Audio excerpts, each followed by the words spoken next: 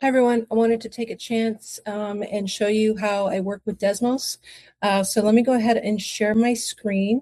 So Desmos is an online graphing calculator, and we can use it for all different kinds of functions. So first, we're working with quadratics, so I want to share how you input a quadratic function. You see up here in the left, there's add an item. When you click on that, there's a drop-down menu, and when we want to put in a function, we choose expression. Next, we want to type in y equals from your keyboard or from the keyboard down at the bottom. And if we type an x and we go to this key right here, it'll change it to x squared. All right, and there's my basic parent function, y equals x squared.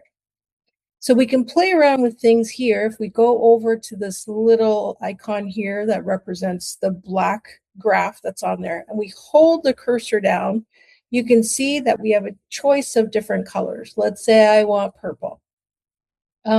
We could also, over here, make it a different thickness. So we can do 5 or even 10, and that builds the thickness of our curve.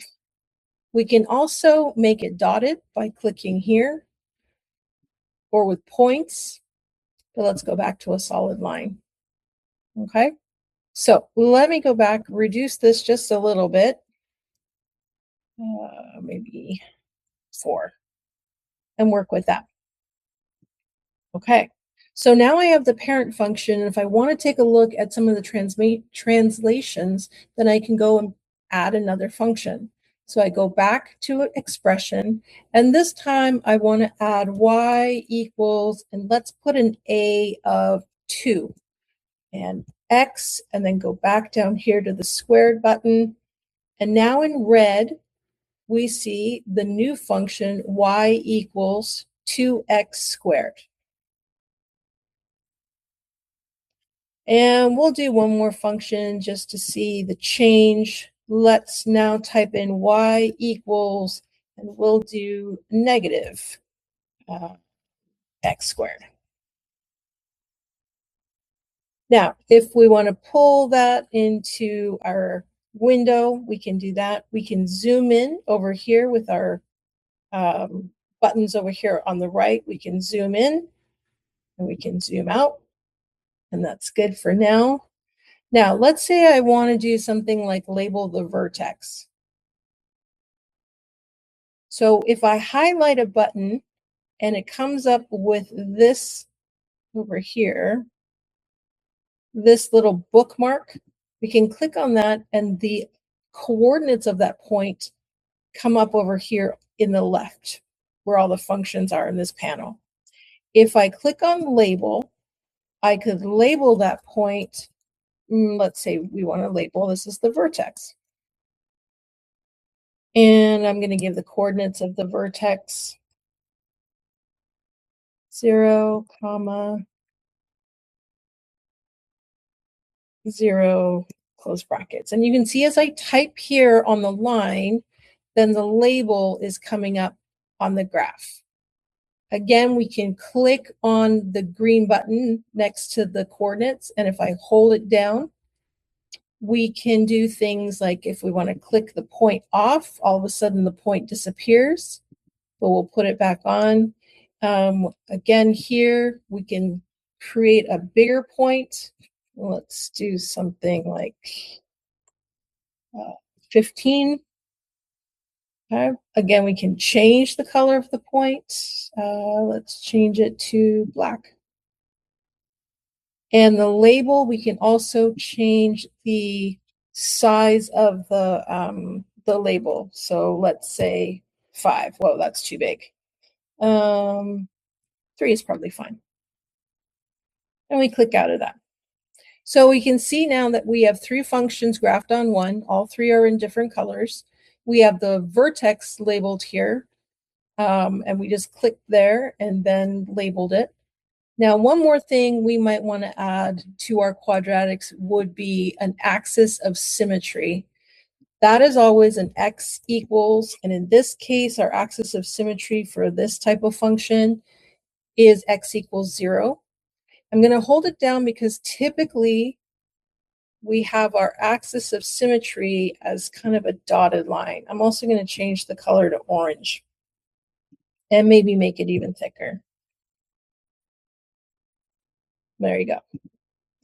All right, now, what if I want to label the axis of symmetry?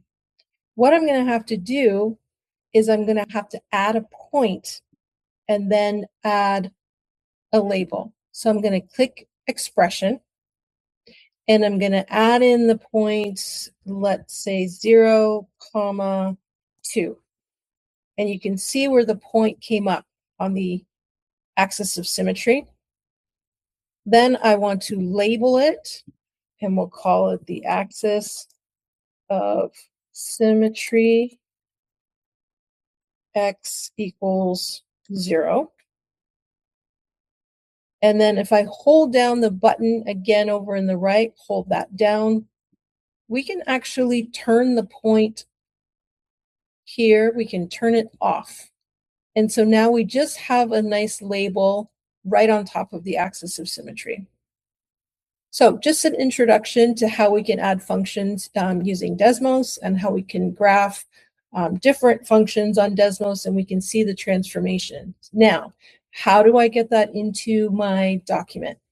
So up in the right, we see a box with an arrow. If we click that, we see that we can export an image or share a snapshot, but I usually export an image. We can pick thin, we can pick medium. It just makes everything heavier or thick. I can go with medium here. And then I'm going to click download. So it's up here in my downloads. So now I'm going to change what I'm sharing. And I'm going to go to a Google Doc.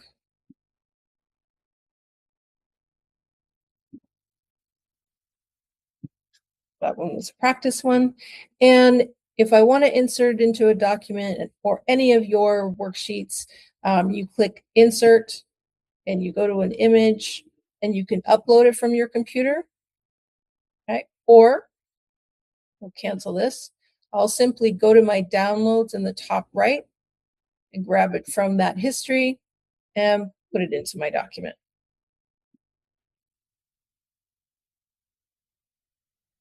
So when you have the choice going forward in your worksheets or other documents, you can do some graphing on Desmos and then download them into your document. There is another tutorial on Desmos, and it's in our classroom resources. So again, you can go back and check that, or maybe watch this again. But anyway, I wanted to give you another online tool that can help you with your graphing. You will be required at some points to graph by hand and take pictures of that. Please use graph paper when you are requested to do so. All right, thank you very much.